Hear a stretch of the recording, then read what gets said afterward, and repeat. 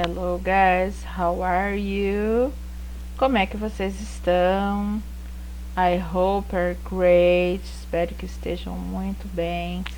Thank God, né? Agradeçam a Deus. É por graças a Ele, graças a Deus, nós estamos aqui no nosso Group 3 Online Activities, nosso terceiro grupo de atividades remotas. Coloquem o seu full name, o seu nome completo, nono ano A, B ou C, a data que vocês estiverem realizando a atividade. Nós vamos iniciar aqui um tempo verbal novo, tá? Que é o Present Perfect Tense. Present Perfect Tense. Esse tempo verbal é um tempo que nós usamos, na língua portuguesa não tem um tempo que corresponda a ele exatamente, tá? Mas ele é um tempo muito usado na língua inglesa em diversas situações, ok? Nós vamos ver alguns usos dele e a formação dele hoje, ok? Então, primeira coisa, ele é um tempo composto. Ele é formado por two verbs, dois verbos. É o verbo have mais um verbo de ação. E esse verbo de ação vai estar no past participle, o particípio passado.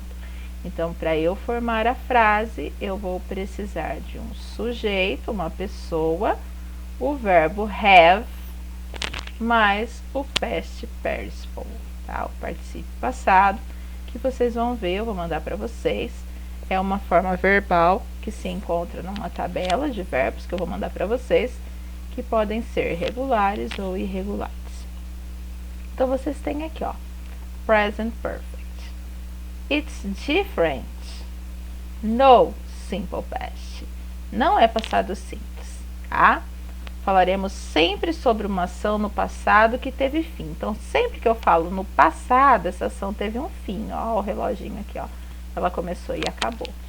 Quando eu falo de present perfect, ó, a ação ela fica meio que inacabada, indecisa, incompleta, o tempo não é determinado, pode ser um tempo passado mais recente, né? Pode ser um passado que continua no presente, então são várias situações. Então, o present perfect eu uso para o passado recente. I've just finished my lunch. I'm not hungry. Eu já terminei o meu almoço. Eu não estou com fome. Passado com tempo não determinado. You have forgotten to call me. Você esqueceu de me ligar. Eu não sei quando foi esse passado. Passado que ainda continua no presente. She has worked here for 5 years. Ela trabalhou aqui por 5 anos, tá? Lembrando que o verbo have para he, she e it é sempre has, ok?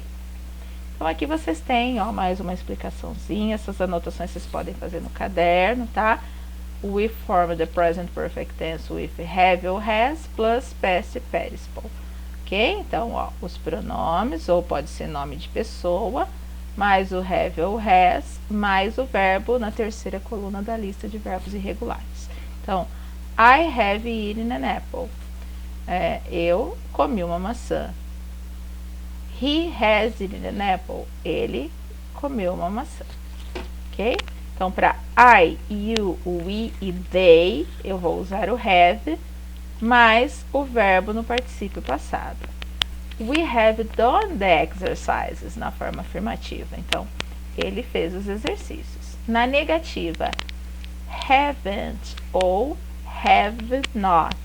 We haven't finished them. Eles não terminaram. Os exercícios, no caso aqui. Have we written them correctly? Interrogativa. Nós escrevemos corretamente? Os exercícios, eles estão falando ainda. Esse then aqui está no lugar de exercise. He, she, it, eu uso has mais o past participle. Então aqui, ó, he has gone to school, ele foi para a escola, afirmativo. He hasn't stayed at home, ele não ficou em casa. Has he traveled? Interrogativa. Ele viajou. Então, a contracted form de have é o apóstrofo V. A contracted form de has é o apóstrofo S. Ok? Na forma afirmativa. Então, aqui vocês têm two activities, ok? Eu coloquei também aqui os verbos que vocês vão utilizar. Então, aqui a primeira atividade, você vai circular, circle the correct word. Você vai circular a palavra correta. Então, para formar o tempo, eu preciso do have ou do has mais o verbo no particípio passado.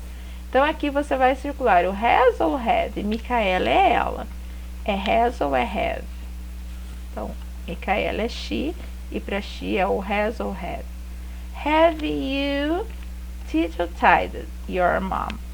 Então, o verbo tem que ter o acréscimo do ed se ele for regular, ou terceira coluna de verbos se ele for irregular. Então, aqui embaixo eu coloquei para vocês, ó. Irregular verbs, terceira coluna da lista de verbos.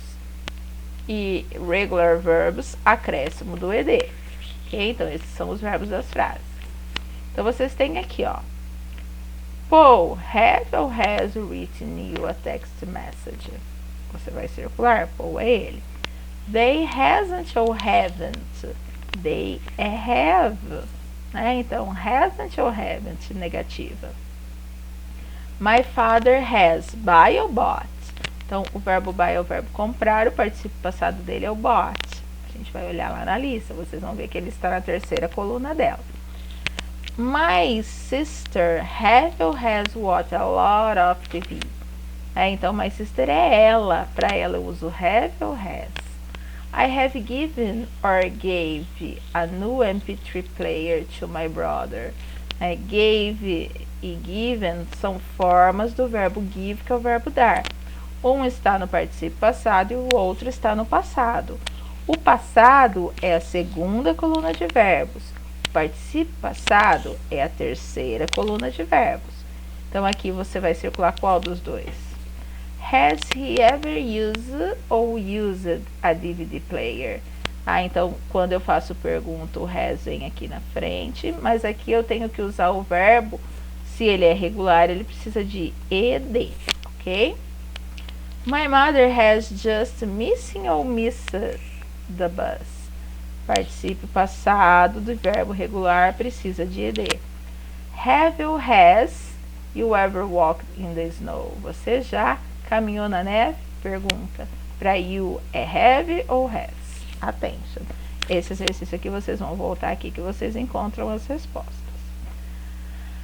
O segundo, você vai formar a frase. Para formar a frase, você precisa do verbo do parênteses e o have ou has. Ok? Então, aqui, ó, para they, que são eles, você vai voltar aqui em cima, ó. Para they eu uso o quê? Have. Primeira coisa. Então, they have. O verbo do parênteses é o verbo buy. O verbo buy é um verbo irregular. Buy é o verbo comprar. No particípio passado, a gente vai lá na third column, na terceira coluna. O verbo comprar é o bought. They have bought a new house in Curitiba. E assim por diante, ó. Richard and Anne, o Richard e a Anne viajaram ao redor do mundo. Então, aqui, travel é verbo regular. Se ele é regular, eu só acrescento ed. Ok? E assim por diante, vocês vão observando. Precisa do have ou do has mais o verbo do parênteses. Terceira coluna da lista ou acréscimo de ed. Vai voltando aqui na listinha. Eu já separei quais são os irregulares que vão mudar de forma e quais são os regulares que acrescentam o ed. Ok? Lembrando que o present perfect tense nós usamos have ou has mais o past participle, que pode ser o verbo com acréscimo do ed ou a terceira coluna da lista de verbos irregulares, que vai ser mandada então no grupo para que vocês possam consultar. Ok?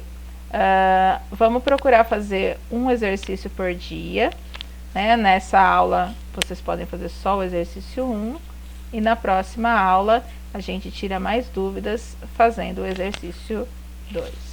Ok? See you guys. See you next. Bye.